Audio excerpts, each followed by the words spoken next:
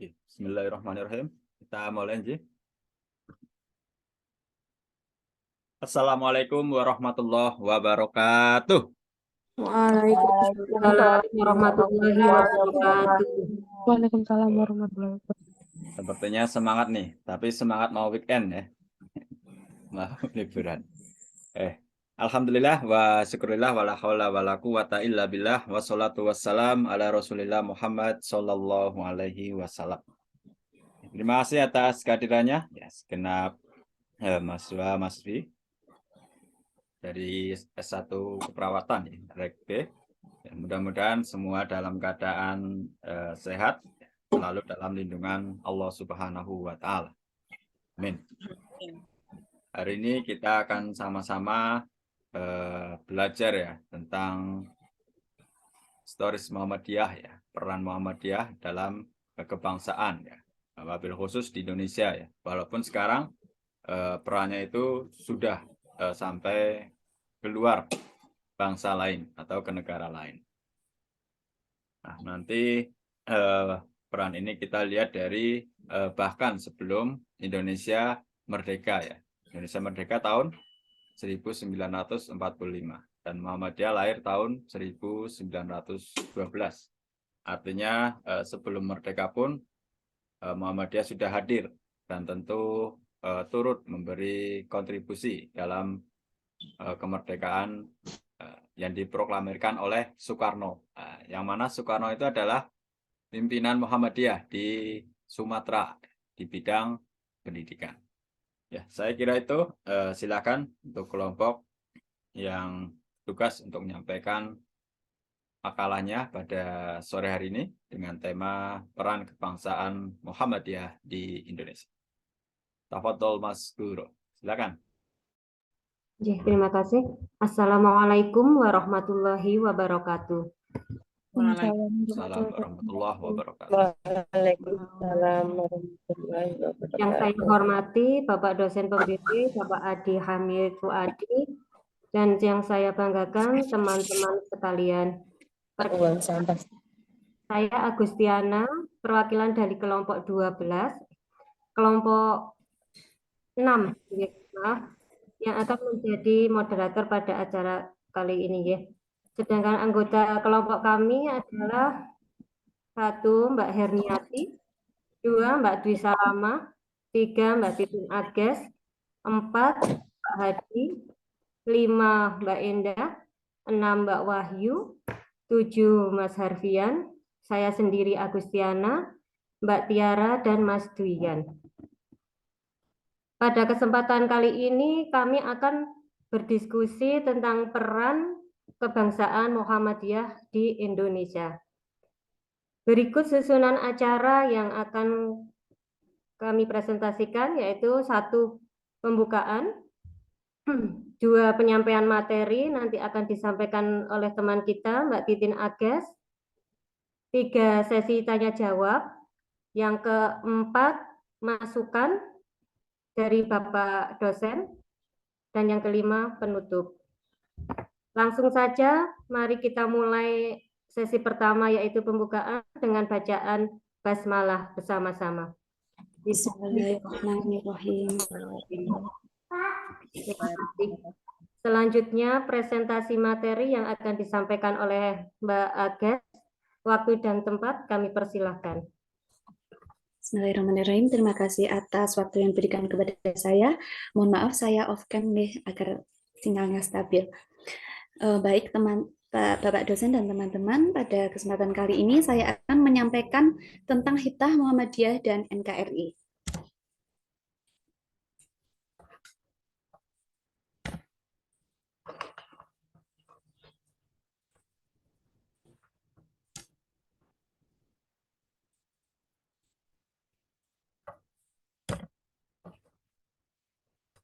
Mohon maaf sebentar kok belum mau berganti slide sebentar.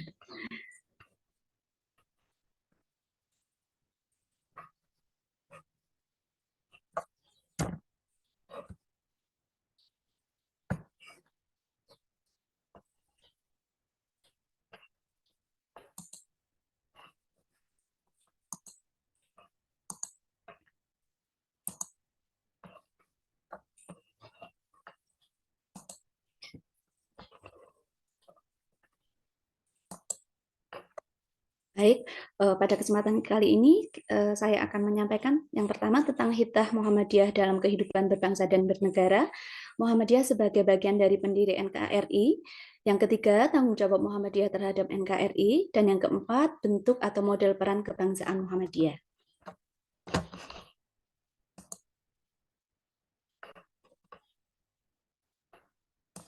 Menurut Kamus Al-Nawir tahun 1997, secara etimologis, kata Hitah berasal dari bahasa Arab yang berarti rencana, jalan, langkah, atau garis. Pada dasarnya, Hitah mengandung arti garis strategi perjuangan, yang merupakan aspek atau unsur dari ideologi Muhammadiyah. Selain itu, Hitah juga mengandung arti sebagai pemikiran perjuangan yang merupakan tuntunan, pedoman, dan arah kemana perjuangan tersebut. Muhammadiyah memilih strategi perjuangan dakwah non-politis praktis. Muhammadiyah menekankan pada pembinaan masyarakat. Hitah dimaksud agar Muhammadiyah tetap istiqomah dalam mengemban tugas fungsi dakwah dan tajdidnya sebagai gerakan Islam yang berkiprah dalam lapangan kemasyarakatan. Garis perjuangan di wilayah kultural ini digariskan dengan Hitah Palembang yang lahir pada Muktamar pada tahun 1956, Hitah Ponorogo 1969, Hitah Ujung Pandang 1971, Hitah Surabaya 1978, dan terakhir Hitah di Denpasar pada tahun 2002. Muhammadiyah dalam kehidupan berbangsa dan bernegara.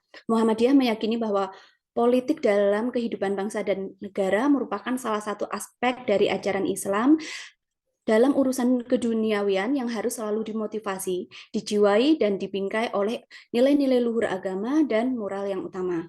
Muhammadiyah meyakini bahwa negara dan usaha-usaha membangun kehidupan berbangsa dan bernegara, baik melalui perjuangan politik maupun melalui pengembangan masyarakat, pada dasarnya merupakan wahana yang mutlak diperlukan untuk membangun di mana nilai-nilai ilahiyah melandasi dan tumbuh subur bersama dengan tegaknya nilai-nilai kebersamaan, nilai-nilai keadilan, perdamaian, ketertiban, dan keadaban untuk terwujudnya baladatun thayyibatun Robun Hofur.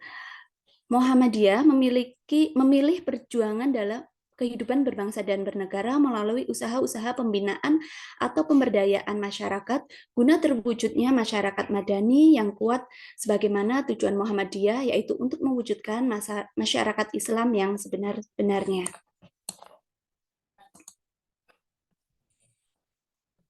Muhammadiyah mendorong secara kritis atas perjuangan politik yang bersifat praktis atau berorientasi pada kekuasaan untuk dijalankan oleh partai-partai politik dan lembaga-lembaga formal kenegaraan dengan sebaik-baiknya menuju terciptanya sistem politik yang demokratis dan berkeadaban sesuai dengan cita-cita luhur bangsa dan negara. Muhammadiyah senantiasa memainkan peranan politiknya sebagai wujud dari dakwah amar ma'ruf nahi mungkar dengan jalan mempengaruhi proses dan kebijakan negara agar tetap berjalan sesuai dengan konstitusi dan cita-cita luhur bangsa. Muhammadiyah tidak berafiliasi dan tidak mempunyai hubungan organisatoris dengan kekuatan politik atau organisasi manapun. Muhammadiyah memberikan kebebasan kepada setiap anggota persyarikatan untuk menggunakan hak pilihnya dalam kehidupan politik sesuai dengan hati nurani masing-masing. Penggunaan hak pilih tersebut harus merupakan tanggung jawab sebagai warga negara yang dilaksanakan secara rasional dan kritis, sejalan dengan misi dan kepentingan Muhammadiyah demi kemaslahatan bangsa dan negara.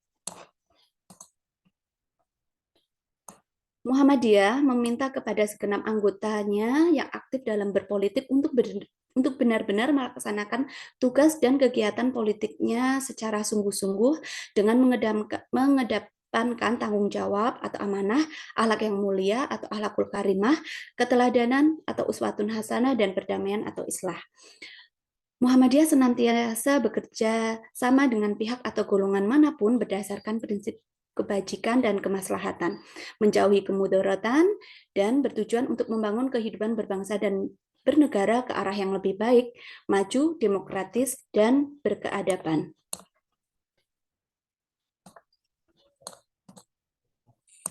Selanjutnya, Muhammadiyah sebagai bagian dari pendiri NKRI. Muhammadiyah merupakan organisasi Islam yang berdiri sebagai pelopor kebangkitan Islam di Indonesia sejak tahun 1912. Dalam Muhammadiyah sendiri, banyak organisasi yang dibentuk untuk membangun bangsa ini, mulai dari masalah keagamaan, pendidikan, dan sosial. Tujuan dari gerakan Muhammadiyah ini yaitu perjuangan untuk kesejahteraan bersama berdasarkan tuntunan Al-Quran dan As-Sunnah. Hal ini menjadikan Muhammadiyah menjadi salah satu pendiri dari NKRI karena cita-cita Muhammadiyah dan kebangsaan Indonesia itu sama, yaitu meningkatkan kesejahteraan rakyat Indonesia. Tanggung jawab Muhammadiyah terhadap NKRI. Bagi Muhammadiyah, penunaian tanggung jawab ini adalah refleksi keimanan sekaligus komitmen kebangsaan. Dan komitmen ini telah dibuktikan oleh Muhammadiyah dengan ikut andil dalam memajukan kebudayaan dan peradaban bangsa ini. Seperti yang pertama, Muhammadiyah melakukan gerakan pencerdasan dengan mendirikan sekolah-sekolah seperti SD, SMP, dan perguruan tinggi di seluruh Indonesia. Yang kedua, peningkatan kualitas kesehatan dengan mendirikan rumah sakit. Yang ketiga, Muhammadiyah membuat amal-amal usaha sebagai lapangan pekerjaan bagi warga yang membutuhkan. Menurut Munir Muhni, dalam Muhammadiyah pintu gerbang Protestanisme mengungkapkan bahwa Kiai Haji Ahmad Dahlan adalah sosok yang memiliki etika populis yang sangat peduli pada nasib rakyat yang miskin dan menderita. Kiai Haji Ahmad Dahlan membangun rumah sakit dan membuka sekolah-sekolah yang semuanya untuk orang miskin. Dokter-dokter bekerja di rumah sakit tidak hanya berasal dari pribumi, namun juga dokter-dokter kebangsaan Belanda yang beragama Katolik. Gerakan yang dilakukan Kiai Haji Ahmad Dahlan pada bidang sosial untuk kemajuan Indonesia tanpa memandang ras, keturunan, bahkan agama apapun.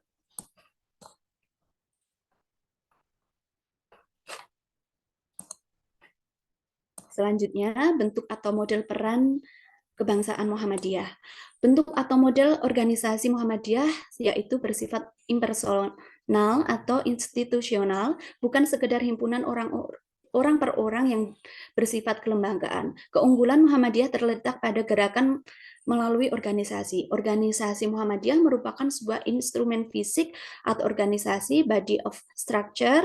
Di dalamnya terkandung nilai dasar, norma, dan strategi perjuangan untuk mencapai tujuan yakni terwujudnya masyarakat Islam yang sebenar-benarnya.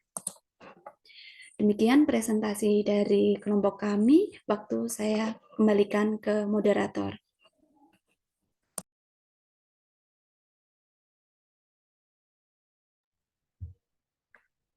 Terima kasih Mbak Ages. Baiklah. Dari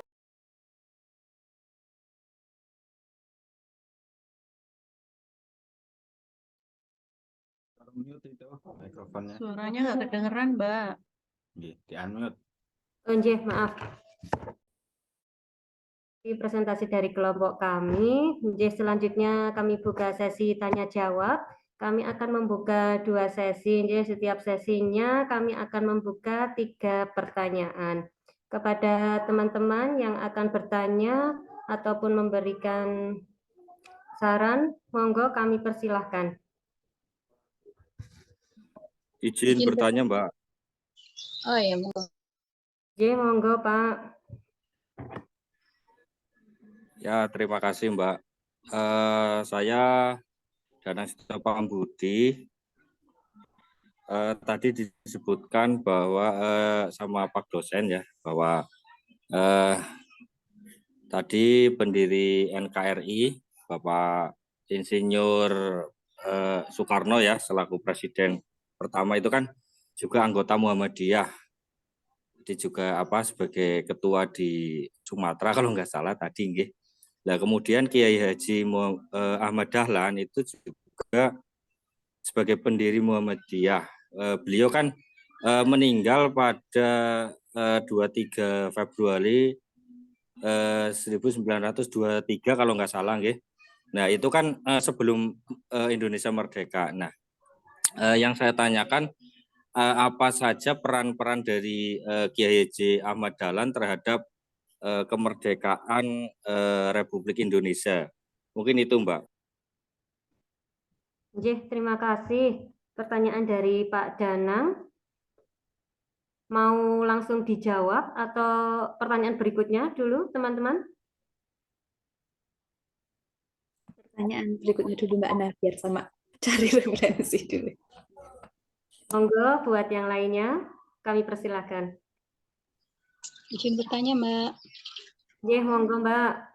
Ya, perkenalkan saya Ismaini Nur Hidayah. Saya mau menanyakan tentang tujuan dari Hitah Perjuangan Muhammadiyah itu apa ya, Mbak? Nggih, terima kasih Mbak Isna ini. Kami tampung dulu nggih untuk pertanyaan yang ketiga. Monggo. Izin bertanya, Mbak. Nggih, monggo Mbak Devi. Ya, kenalkan saya Devi Caesar Paramita. Saya akan bertanya, nggih, bagaimana pandangan Muhammadiyah pada gerakan mendirikan negara Islam? Terima kasih. Nggih, terima kasih. Untuk sesi pertama kami tutup dulu nggih untuk kami menyiapkan jawabannya. Pertanyaan pertama tadi dari Bapak Danang yaitu apa saja peran dari Kiai Haji Ahmad Dahlan? Nggih, ngoten Pak Danang? Nggih, Mbak, betul, Mbak. Nggih, terhadap kemerdekaan Indonesia gerakan kemerdekaan Indonesia. Nggih. Terus pertanyaan kedua tadi dari Mbak Isna ini yaitu apa saja tujuan dari Kitab Muhammadiyah itu sendiri nggih. Terus pertanyaan yang ketiga dari Mbak Devi yaitu bagaimana napa nggih kalau tadi ya? Pandangan Muhammadiyah pada Pandangan Muhammadiyah, Mbak. Bagaimana agama pandangan Islam, Muhammadiyah nggih terhadap gerakan mendirikan kemerdekaan nggih. negara Islam. Monggo buat teman-teman Kakak menjawab.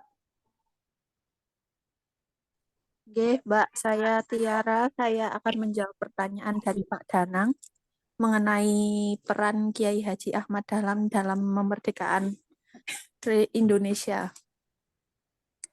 Kiai Haji Ahmad Dahlan mengajak masyarakat untuk melek kemerdekaan dengan mendirikan Kepanduan Hizbul Wathon pada tahun 1918 yang sangat dimotivasi keinginan untuk merdeka. Hizbul Wathon merupakan golongan pecinta tanah air yang kemudian dijadikan wadah untuk memupuk nasionalisme dan patriotisme generasi muda. Penanaman ideologi kebangsaan sangat syarat dalam pendidikan di Hizbul Wathon. Di Hizbul Wathon diajarkan disiplin, sifat kesatria, keterampilan fisik, dan yang lain-lain. Kepanduan Hizbul Wathon telah melahirkan ribuan pecinta tanah air yang menonjol antara lain Jenderal Sudirman, kemudian Letnan Jenderal Sarbini, kemudian Presiden Soeharto, Letnan Jenderal Soehardiman, Letnan Jenderal Daryatmo, dan Profesor Dr. Subroto. Terima kasih. Terima kasih Mbak Tiara. Demikian Pak Danang jawaban dari kelompok kami. Sudah cukup nopo dereng Mas Pak Danang? Nggih, matur nuwun, Mbak. Matur nuwun. Sama-sama. Ya, untuk pertanyaan berikutnya, monggo untuk kelompok kami untuk menjawab, monggo.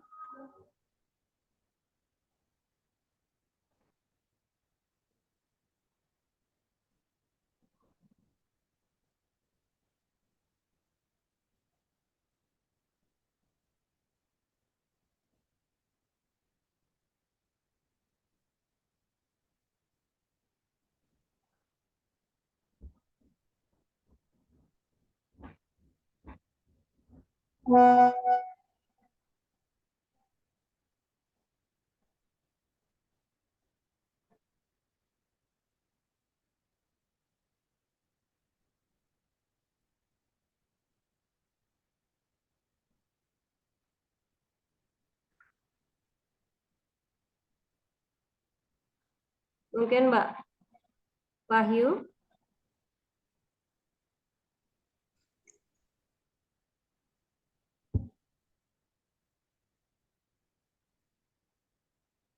Baik, saya Wahyu Indrawati akan menjawab pertanyaan dari Mbak Devi tentang bagaimana pandangan Muhammadiyah pada gerakan mendirikan negara Islam. Jadi, meskipun Muhammadiyah telah menetapkan visinya tentang masyarakat ideal, namun Muhammadiyah tidak memiliki niat untuk mendirikan negara Islam Indonesia. Muhammadiyah harus memegang teguh kerangka NKRI dalam konteks nasionalisme karena beberapa alasan. Yang pertama, Muhammadiyah menginginkan kesejahteraan umat, yaitu masalah ummah, sebagai tujuan utama perjuangan politik Muhammadiyah sebagai partai politik.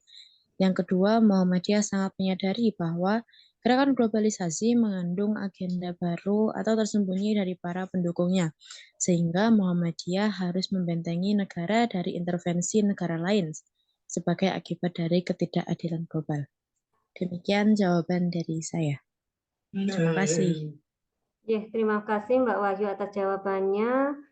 Untuk Mbak Devi, bagaimana Mbak Devi? Cekap nopo dereng Mbak Devi?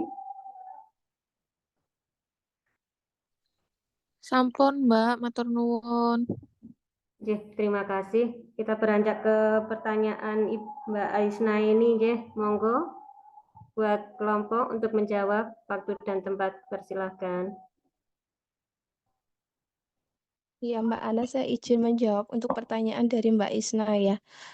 Pertanyaannya tadi, apakah tujuan dari Hitah Perjuangan Muhammadiyah dalam gerakan Islam yang melaksanakan dakwah amar ma'ruf nahi mungkar dengan maksud dan tujuan menegakkan dan menjunjung tinggi agama Islam sehingga terwujud masyarakat Islam yang sebenar-benarnya.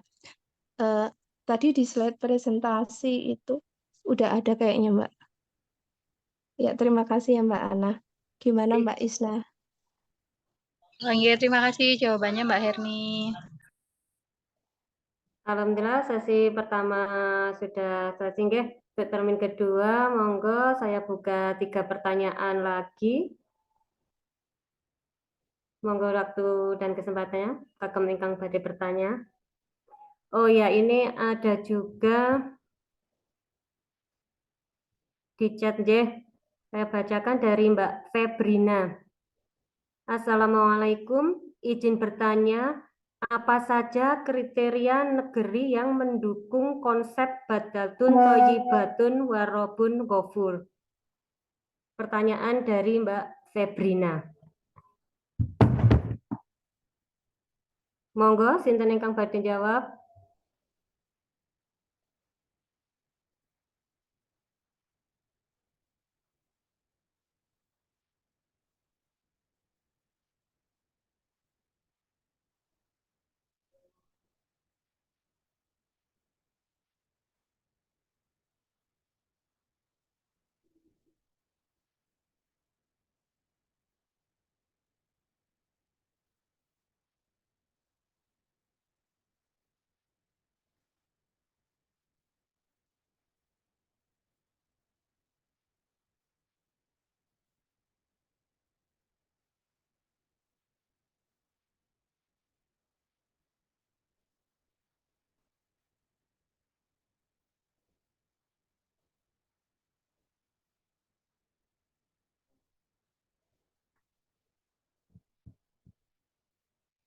Monggo kami persilahkan.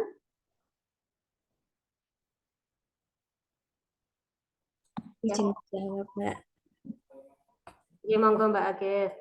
Ya, pertanyaan dari Mbak Febrina, nggih, apa saja kriteria negeri yang mendukung konsep Baldatun Thayyibatun Warobun Ghafur? Ini saya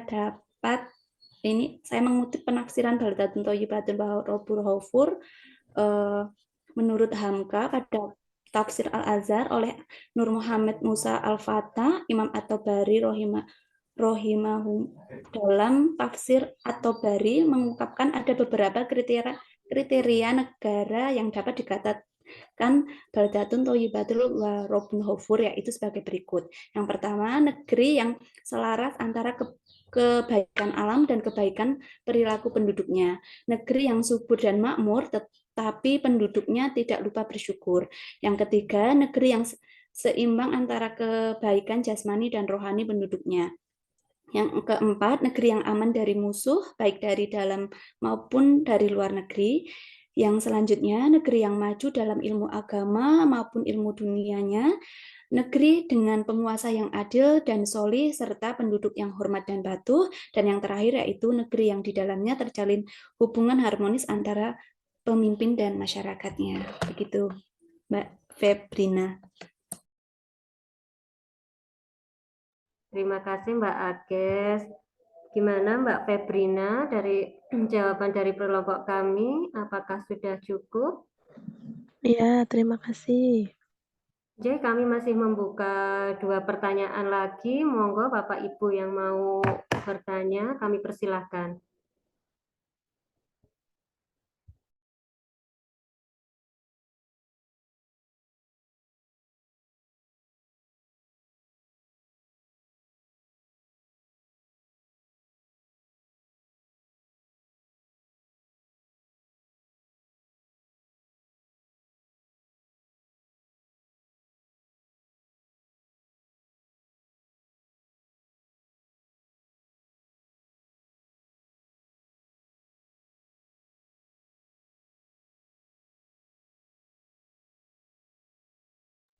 Monggo Bapak Ibu, masih ada pertanyaan lagi, mboten?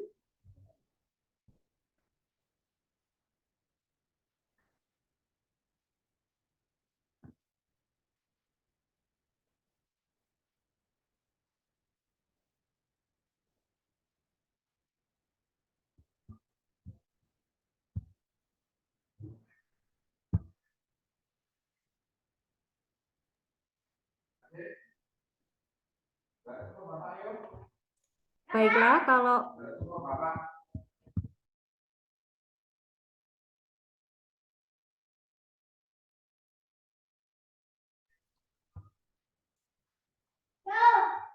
kalau memang tidak ada yang bertanya lagi,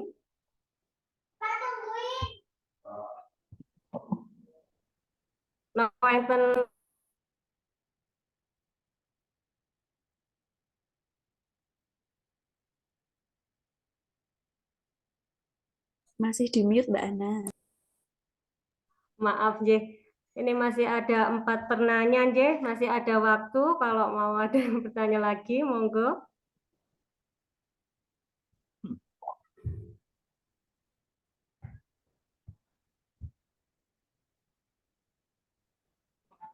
Sepertinya sampun paham mungkin Jeh ini Jeh.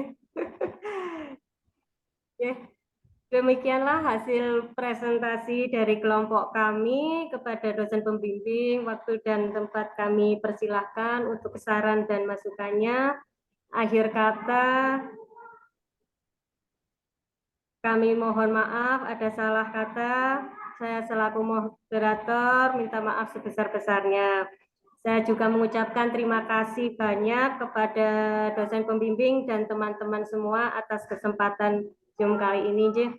Terima kasih, kami pamit undur diri. Wassalamualaikum warahmatullahi wabarakatuh. Waalaikumsalam warahmatullahi wabarakatuh. Terima kasih Ibu Moderator ya. Dan juga presentasinya yang berbobot, pertanyaannya juga berbobot, jawabannya juga berbobot. Ini gemuk-gemuk semua berarti, karena semuanya berbobot. Oke, tadi sudah cukup nih mewakili beberapa pertanyaan dan direspon dengan baik ya, tentunya based on data ya, tidak sekedar menjawab. Peran kebangsaan Muhammadiyah di Indonesia. Ya, ini juga bagian dari kita mempelajari salah satu peran ormas Islam. Nanti bisa dikembangkan dengan mempelajari peran kebangsaan ormas Islam yang lain di Indonesia. Ya, karena kemerdekaan ini berkat kompakan ya seluruh warga negara Indonesia.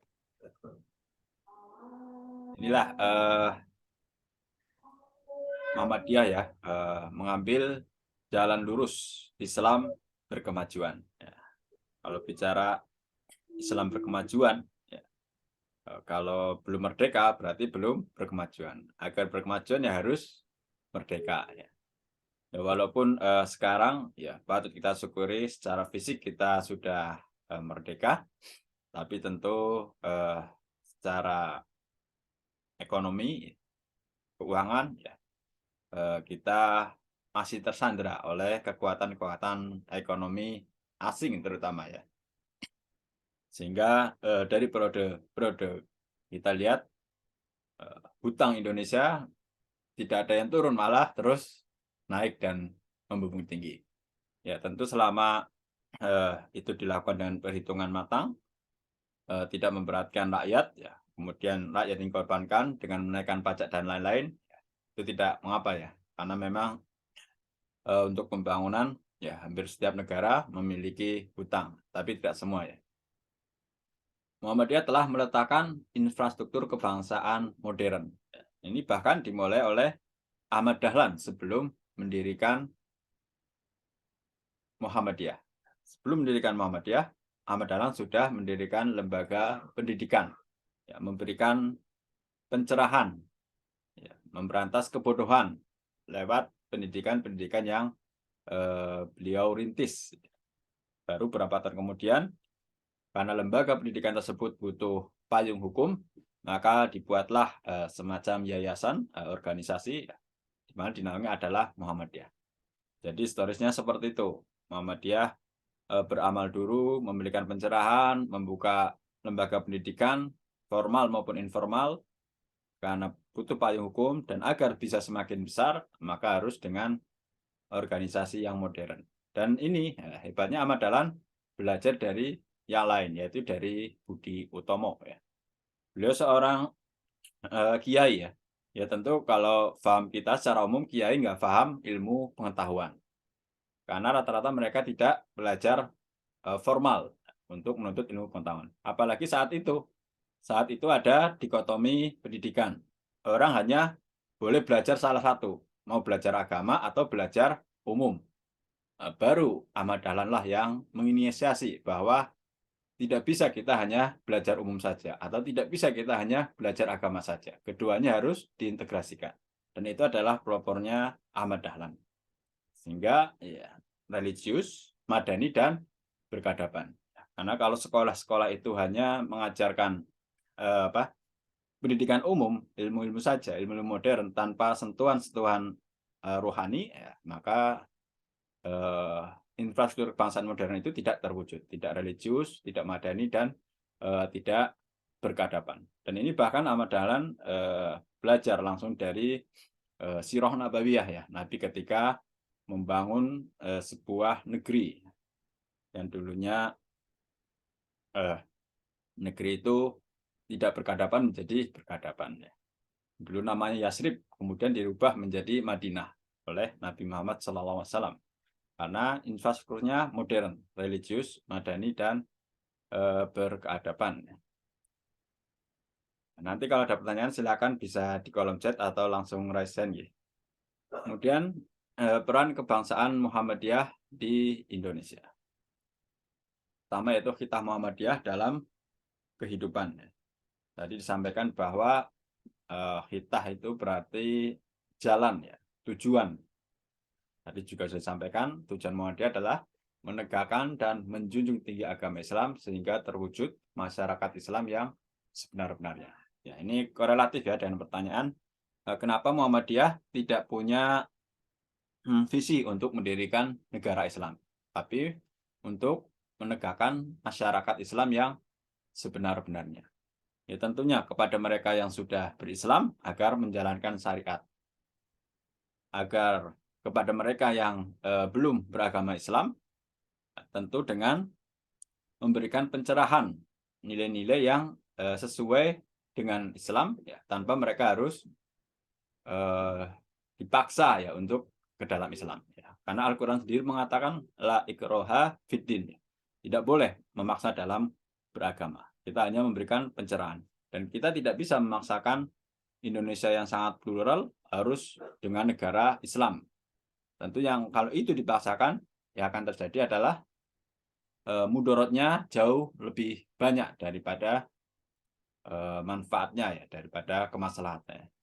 Kemudian Muhammadiyah sebagai bagian dari pendiri, ya, dimulai dengan pencerahan oleh Ahmad Dahlan, Hizbul Waton, artinya cinta tanah air. Hizbul Waton itu cinta tanah air, oleh Jenderal Sudirman, ya, merupakan jenderal pertama dan salah satu jenderal dari 3 jenderal di Indonesia yang sudah dapat bintang 5. Ya.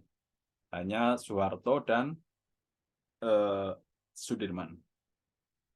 Tentu banyak tokoh-tokoh lain, ya, seperti gambar di kanan, yaitu adalah tokoh-tokoh Muhammadiyah yang secara tidak langsung, ya, menggerakkan, ya. Kalau yang secara langsung itu Soekarno, Sudirman, secara tidak langsung seperti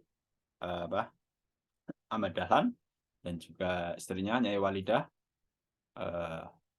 Mereka, ya, dengan cara melakukan pencerahan, penyadaran kepada rakyat, pada agama Islam akan pentingnya kemerdekaan dan kemandirian. Kita Muhammadiyah dalam kehidupan berbangsa dan bernegara. Tadi sudah, ya, secara bahasa. Kitah Denpasar tahun 2022. Peran kehidupan bangsa dan bernegara dapat dilakukan melalui 2 strategi lapangan, ya. Pertama, yang berorientasi pada perjuangan kekuasaan, real politik, politik praktis. Ya, sekalipun Muhammadiyah tidak berpolitik praktis, tapi Muhammadiyah tidak alergi terhadap politik. Muhammadiyah akan mendukung partai politik secara tidak langsung, ya, secara langsung tidak boleh, ada aturannya seperti itu, maupun anggota-anggota Muhammadiyah yang terjun dalam bidang politik. Kemudian yang kedua adalah melalui kegiatan kemasyarakatan, tadi yang sudah dilakukan bahkan oleh Ahmad Dahlan. Politik Muhammadiyah yang sifatnya bukan politik praktis, yang disebut dengan politik adiluhung atau politik kebangsaan, seperti Muhammadiyah melakukan jihad konstitusi. Ya, ini menarik. Muhammadiyah pernah menggugat Danon, Aqua. Ya. Kenapa Muhammadiyah menggugat? Karena Aqua mengambil air milik Indonesia, milik negara Indonesia, milik warga negara Indonesia, tapi dijual kepada orang Indonesia. Dan gugatan itu berhasil melakukan jihad konstitusi, dan akhirnya Danon atau Aqua tidak bisa secara gratis mengambil air di Indonesia. Tentu harus ada sumbangsi yang diberikan. Tentu ada harga karena mengambil yang sungguhnya merupakan gratis bagi warga negara Indonesia. Nah, ini tadi terkait pertanyaan juga, mengajak bangsanya untuk melek kemerdekaan dengan mendirikan Hizbul Waton, ya, sudah disampaikan. Ada kedisiplinan, kesatria, keterampilan. Ya, ini dalam rangka memprovokasi, ya, memprovokasi dalam arti positif warga Muhammadiyah terutama dan juga warga negara Indonesia agar penjajahan itu harus dilawan. Dan beberapa kali terpantau, sehingga beberapa kali Ahmad Dahlan juga menghadapi rintangan, ya. Ini orang-orang yang mendapatkan penghargaan sebagai pahlawan nasional, ya.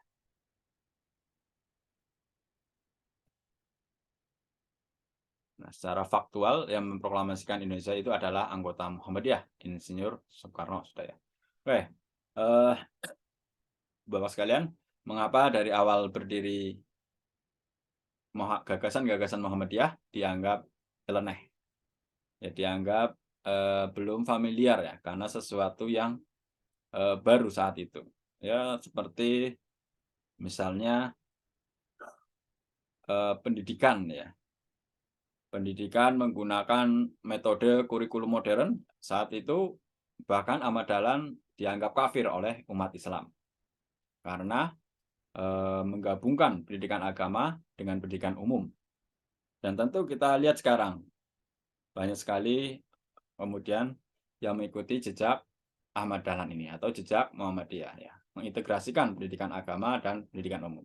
Yang saat itu memang oleh Belanda disetting, ya, dibuat agar umat Islam itu bodoh. Yang belajar agama ya sudah belajar agama saja. Yang belajar umum ilmu pengetahuan itu dibatasi, hanya orang-orang tertentu yang dipandang nyai atau dipandang garis biru, tapi juga dipandang tidak membahayakan Belanda. Ini Ahmad Dahlan mendobrak lewat pendidikan. Ya. Pertama adalah pelopor penggunaan bahasa lokal dalam khutbah Jumat. Ini contoh lain.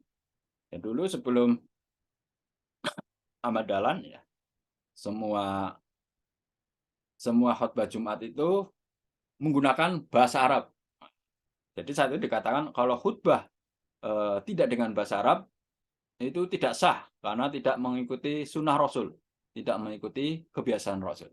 Kebiasaan Rasul itu ya khutbah Jumat pakai bahasa Arab. Tapi Ahmad Dahlan Muhammadiyah mendobrak hal ini, bahwa Nabi Muhammad khutbah Jumat dengan bahasa Arab karena warganya mengerti akan bahasa Arab. Lalu bagaimana kalau kemudian di Indonesia itu diterapkan? Apakah iya bahwa khutbah Jumat harus dengan bahasa Arab? Kalau itu dipaksakan sampai sekarang, ya, bukan hanya tidak mengerti ya, tapi juga tidur. Ya, walaupun kita tahu setiap khotib Jumat, walaupun dengan bahasa Indonesia, dengan harapan agar mati juga masih ada yang tidur. Nah ini dulu dianggap sesuatu yang kafir, karena khutbah Jumatnya tidak sesuai Rasulullah, tidak dengan bahasa Arab. Tapi Ahmad Dahlan melihat, kita percuma khutbah dengan bahasa Arab, padahal pesan itu harus disampaikan. Dalam ibadah Jumat, hal yang paling krusial adalah pesan takwa yang harus disampaikan kepada para jamaah. Nah, kalau dengan bahasa Arab, bagaimana kita menguraikan pesan takwa itu bisa dimengerti oleh ya saya kira sebagian besar tidak mengerti bahasa Arab. Kedua juga pionir pembagian daging kurban ya, yang baru seperti sekarang. Zakat, tablik di ruang publik dulu menjadi sesuatu yang dikafir-kafirkan bahkan ya, dianggap aneh, dianggap nyeleneh. Juga menggagas musola di tempat publik, di tempat-tempat umum. Bahkan kita sekarang melihat di mall bukan hanya musola sekarang, masjid. Bahkan kalau kita bermain kemana, Hartono Mall ya, Pakuan Mall ya, itu ada masjid yang cukup baik, bersih, dan digunakan untuk sholat Jumat ya, sholat 5 waktu. Kemudian juga pencetus pengelolaan perjalanan haji secara profesional. Ini juga dulu ditentang, karena Nabi tidak mengelola seperti itu. Karena Muhammadiyah memahami bahwa sunnah Rasul itu atau kebiasaan Rasul itu ada yang wajib diikuti, ada yang tidak wajib diikuti. Yang wajib diikuti sunnah Rasul atau kebiasaan Rasul dalam bidang akidah dan ibadah mahdoh. Itu harus persis dalam akidah dan ibadah mahdoh. Masuk akhlak di dalamnya.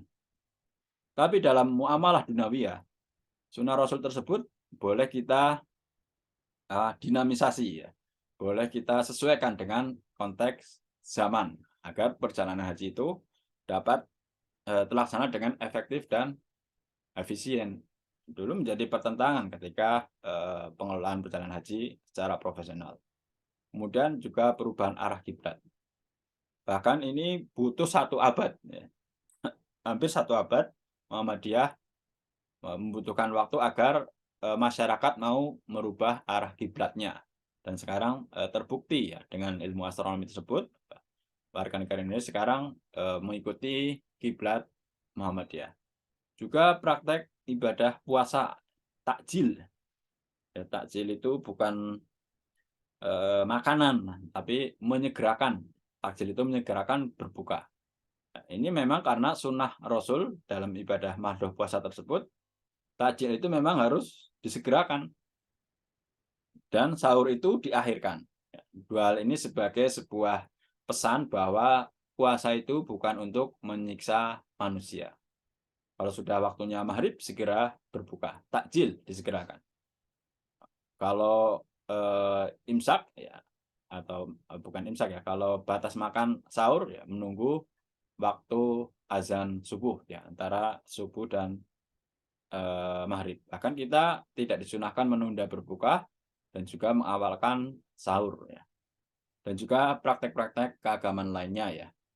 Yang seperti sekarang tentu metode hisab ya dengan ilmu astronomi yang masih digagas oleh Muhammadiyah. Muhammadiyah saat ini sedang merintis kalender global, kalender Islam global. Ya, ini butuh effort yang sangat panjang agar kalender Hijrah ini bisa seperti kalender Masehi, bisa disepakati bersama. Tentu ini hanya bisa dilakukan dengan metode hisab, ya, ilmu astronomi. Kemudian ragam dan keunikan, ya, termasuk secara tidak langsung membawa peran bagi kemajuan, kemerdekaan dan kemajuan Indonesia. Dakwah kultural, ya, kecakapan hidup berbasis pengguna jasa Aum. Ya. Jadi pengguna jasa Aum itu, Amal Usaha Muhammadiyah itu bukan hanya orang Muhammadiyah. Bahkan perguruan tinggi Muhammadiyah di suatu provinsi itu mayoritas mahasiswanya non-muslim. Tapi mereka menjadi mahasiswa-mahasiswi Amal Usaha Muhammadiyah. Kemudian yang kedua, yang B, memperluas tradisi sosio-ritual dalam kehidupan berbangsa. Juga keunikan perkembangan persyarikatan di masing-masing daerah, ya. Karena mayoritas Muhammadiyah itu bottom up, ya, tumbuh dari bawah. Mendirikan rumah sakit, mayoritas iuran dari warga Muhammadiyah, masyarakat, donatur dari kecil, ya, seperti PKU Gombong yang usianya sudah 50 tahun lebih, PKU Serpong sudah 30 tahun lebih, yaitu didirikan oleh mereka sejak puluhan tahun yang lalu. Bukan dana dari pusat, ya. Walaupun sekarang ada. Muhammadiyah juga menginisiasi berdirinya Aum top down, ya, dana dari pusat diberikan kepada suatu daerah yang dirasa belum memiliki kemampuan untuk membangun amal usaha Muhammadiyah, baik bidang pendidikan, kesehatan, maupun ekonomi. Kemudian belajar dari sukses ranting dan cabang. Ya.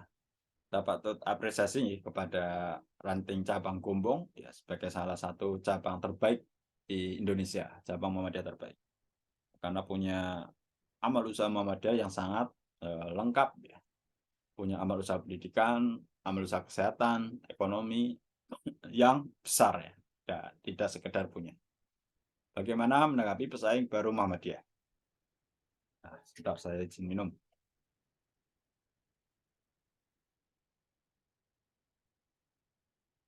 Pesaing baru Muhammadiyah ini pertama mengandung hal yang positif, artinya bahwa program-program Muhammadiyah sekarang ini ditiru, ya, oleh masyarakat, ya, baik dalam bidang pendidikan maupun kesehatan, ekonomi, dan sosial.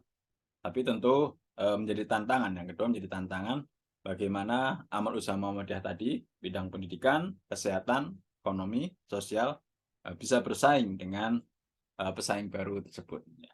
Tentu selama kita berpikir positif, ini justru dijadikan sebagai pacuan, ya, sebagai semangat kita untuk memajukan amal usaha. Gerakan budaya dakwah luar ruang, ya. Bahkan sekarang ruang virtual, ya. Nah, tapi di ruang virtual ini Muhammadiyah harus mengakui tertinggal, ya, tertinggal dari gerakan-gerakan yang lain dalam bidang dakwah di ruang virtual. Yang berhasil justru kadernya, yaitu Adi Hidayat. Hidayat sangat berhasil dalam dakwah di ruang virtual, bahkan mengalahkan Muhammadiyah, ya. Coba lihat subscribernya Adi Hidayat, jauh lebih banyak daripada subscribernya Muhammadiyah. Muhammadiyah subscribernya paling 400.000. Adi Hidayat sudah sampai 3 juta. Ya, tapi beruntung, sekalipun itu beliau juga pimpinan persyarikatan di pusat. Ya. Kemudian pembelajaran alternatif meletik posisi perempuan sebagai simbol modernitas, dan ini Muhammadiyah menjadi satu-satunya organisasi yang memiliki sayap organisasi perempuan yang punya amal usaha paling banyak. Aisyah itu punya rumah sakit, punya perguruan tinggi, bahkan puluhan ribu pendidikan PAUD. ini tidak ada organisasi atau organisasi sayap perempuan yang bisa menandingi Aisyah dalam kepemilikan amal usahanya.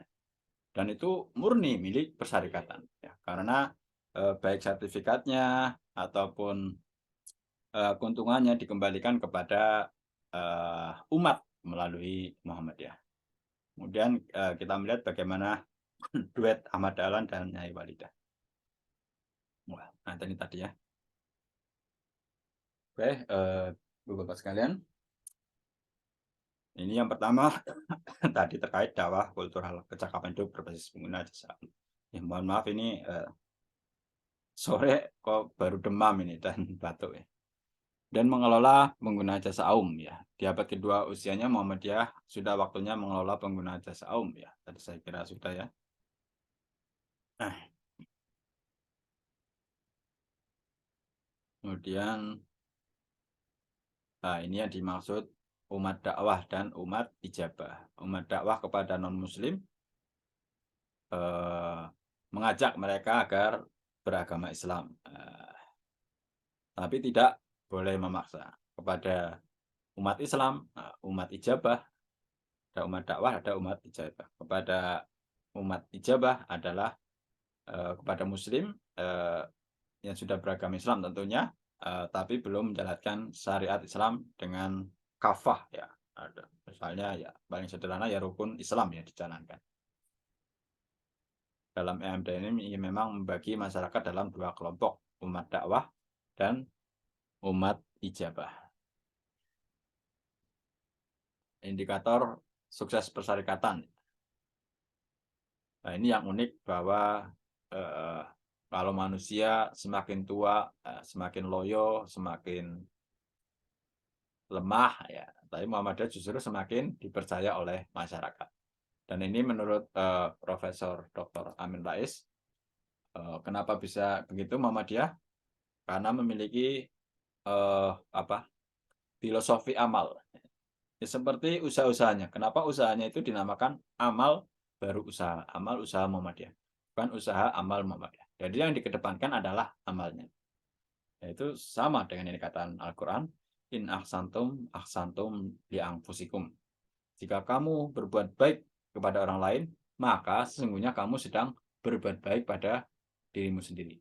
Itu juga yang dilakukan oleh Muhammadiyah ketika berbuat baik kepada orang lain, ya sesungguhnya warga Muhammadiyah itu juga sedang berbuat baik bagi dirinya sendiri. Ya, ini yang dalam bahasa kita disebut pahala, balasan. Agama lain mungkin karma. Ya, tentu setiap sesuatunya ada pahalanya, ada balasannya. Kemudian banyaknya terobosan dari Muhammadiyah yang akhirnya diikuti lembaga lain. Ya seperti dulu ketika mendirikan rumah sakit, karena belum punya dokter Islam, Muhammadiyah menggunakan dokter non-muslim, itu dikafir-kafirkan karena bekerja sama dengan orang kafir. Tapi Muhammadiyah tetap jalan, mendirikan lembaga kesehatan, walaupun orangnya saat itu masih menggunakan tenaga medis non-muslim. Bahkan belum lama Pekasung juga beberapa dosen dokter spesialisnya tidak beragama Islam. Tapi alhamdulillah mereka yang perempuan mau berhijab, mau pakai jilbab. Ya, itu unik juga ya. Nah, walaupun tetap beragama non-muslim. Banyak amal usaha Muhammadiyah Aum yang merupakan alat dakwah yang strategis. Ini salah satu indikatornya ya, karena Aum itu setiap hari bersentuhan dengan masyarakat. Nah, ini belajar dari sukses cabang dan ranting. Beberapa indikator pilar kebangkitan cabang memiliki pengajian rutin minimal seminggu sekali. Pengajian sebagai pilar utama. Ya, ini sebagai majelis ilmu. Makanya warga Muhammadiyah diwajibkan mengaji ya, setiap waktu ya, setiap minggu atau setiap bulan.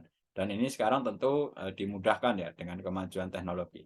Kita bisa mengaji lewat Zoom, bisa mengaji lewat YouTube, dan lain-lain. Kedua, adanya Kos Mubalik Muhammadiyah yang secara rutin dibina dan membina jamaah. Ini juga masih PR besar tentang Mubalik Muhammadiyah yang belum rasionya ya belum seimbang antara target dakwah dengan dai-nya. Memiliki masjid atau musola yang dikelola dengan baik dan menjadi pusat gerakan dakwah Muhammadiyah. Awalnya rata-rata kalau kita telusur semua amal usaha Muhammadiyah itu berawal dari pengajian, obrolan ringan. Setelah pengajian kemudian digagas berdirinya suatu amal usaha Muhammadiyah. Kemudian juga melibatkan Angkatan Muda Muhammadiyah dalam pengurusan cabang dan ranting serta kegiatannya. Memiliki media komunikasi, ya, hampir semua juga sama. Nah ini tantangannya bagaimana melakukan sesuatu yang baru. Dakwah dilakukan mengerti masalah dan kebutuhan umat serta berorientasi pada dakwah pencerahan dan pemberdayaan. Orientasinya memberikan pencerahan dan pemberdayaan. Kemudian ranting dan cabang yang maju selalu memiliki kegiatan dan sumber ekonomi bagi korporat, bagi cabang dan ranting ya. Nah ini tadi pesaing baru Muhammadiyah ya, baik dari sisi dakwah maupun dari sisi amal usaha Muhammadiyah. Gerakan dakwah luar ruang seharusnya sudah sampai pada gerakan dakwah ruang virtual. Tadi yang dimaksud pembelajaran alternatif meletik ya. Perlu dikembangkan terus pembelajaran model baru yang lebih bermutu, produktif, dan memiliki nilai spiritual. Karena kita lihat banyak mereka yang sukses dalam bidang pengetahuan umum, namun kemudian tergelincir karena tidak punya nilai-nilai spiritual dalam dirinya.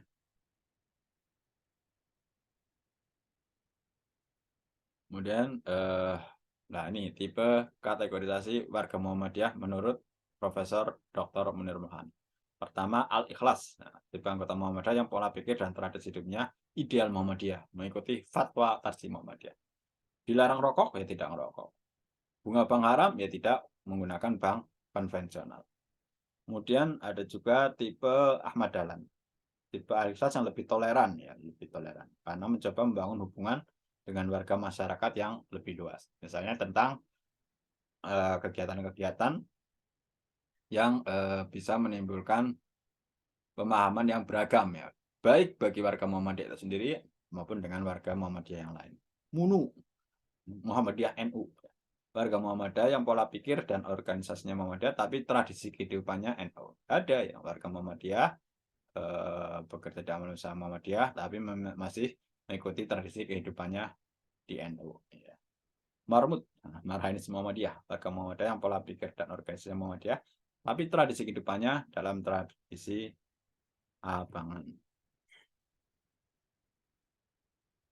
Nah, nih kalian termasuk 6 ini atau yang lainnya. Muda Muhammadiyah Ahmad Dahlan, Marmut Marhainis Muhammadiyah, MUNU Muhammadiyah NU, Mukhlas Muhammadiyah Ikhlas, Krismuha Kristen Muhammadiyah, Mursal Muhammadiyah Rasa Salafi.